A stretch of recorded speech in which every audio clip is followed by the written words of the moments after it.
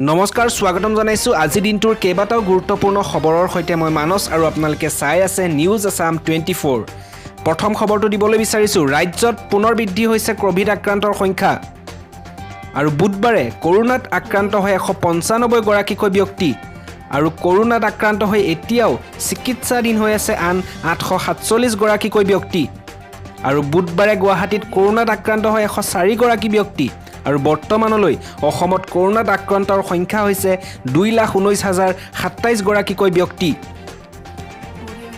দ্বিতীয় খবৰটো দিবলৈ বিচাৰিছো ৰাজ্যত পুনৰ নহয় লকডাউন মন্ত্ৰী হিমন্ত বিশ্ব শৰ্মাই পুনৰ ঘোষণা কৰিলে এই কথা আৰু সংবাদমেল সম্বোধন কৰি ৰাইজক আতংকিত নহবলৈ আহ্বান কৰিছে মন্ত্ৰীগৰাকীয়ে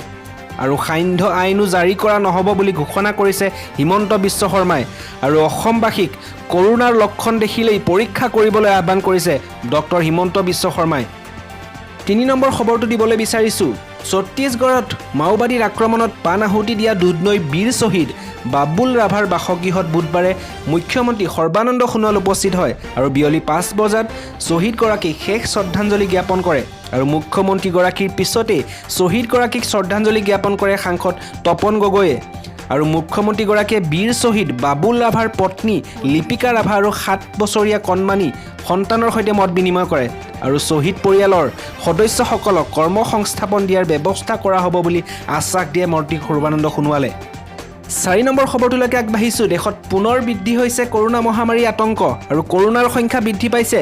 আৰু ইয়াৰ মাজতে কৰোনাত আক্ৰান্ত হৈছে ত্ৰিপুৰাৰ মুখ্যমন্ত্ৰী বিপ্লৱ কুমাৰ দেৱ আৰু এই কথা তেওঁ নিজৰ টুইটাৰ একাউণ্টৰ যোগে প্ৰকাশ কৰিছে আৰু তেওঁ কৈছে যে মোৰ কোভিড-19 পৰীক্ষাৰ ফলাফল পজিটিভ আহিছে বৰ্তমান চিকিৎসকৰ পৰামৰ্শমতে মই হোম আইসোলেশ্যনত আছো আৰু মই সকলোকে কোভিড গাইডলাইন ফলো কৰিবলৈ অনুৰোধ কৰিছো অৰ্থাৎ গাইডলাইন মানি চলিবলৈ অনুৰোধ কৰিছো এই কথা স্পষ্টভাৱে প্ৰকাশ কৰে ত্ৰিপুৰাৰ মুখ্যমন্ত্ৰী বিপ্লৱ কুমাৰ দেৱে 5 নম্বৰ খবৰটো দিবলৈ বিচাৰিছো ছত্তীশগড়ৰ সন্ত্ৰাসবাদী আক্ৰমণত শ্বহীদ হোৱা জোৱানক অপমান কৰাৰ অভিযোগত গ্ৰেপ্তাৰ কৰা হয় বিতৰ্কিত লেখিকা শিখা শৰ্মাক বুধবাৰে আৰু 14 দিনৰ বাবে ন্যায়িক জিম্মালৈ প্ৰেৰণ কৰিছে আৰু লগতে ফেচবুকত বিতৰ্কিত পোষ্ট দিছপুৰ আৰক্ষীৰ জালত পৰিল শিখা শৰ্মা বুধবাৰে আৰু কামৰূপ জিলাৰ মুখ্য ন্যায়াধীশ দণ্ডাধীশৰ আদালতত হাজিৰ কৰায় আৰু আদালতে দুয়োপক্ষৰ অধিবক্তাৰ যুক্তিতৰ্ক শুনি বিতৰ্কিত লেখিকা শিখা শৰ্মাক গুৱাহাটীৰ কেন্দ্ৰীয় কাৰাগাৰলৈ প্ৰেৰণ কৰে আজি এই গুৰুত্বপূৰ্ণ 5টা খবৰে আছিল আপোনালোকৰ বাবে আশা কৰিছো ভিডিঅটো ভাল পাইছে ভাল পালে লাইক শ্বেয়াৰ আৰু সাবস্ক্ৰাইব কৰিবলৈ একেবাৰে নাপাহৰিব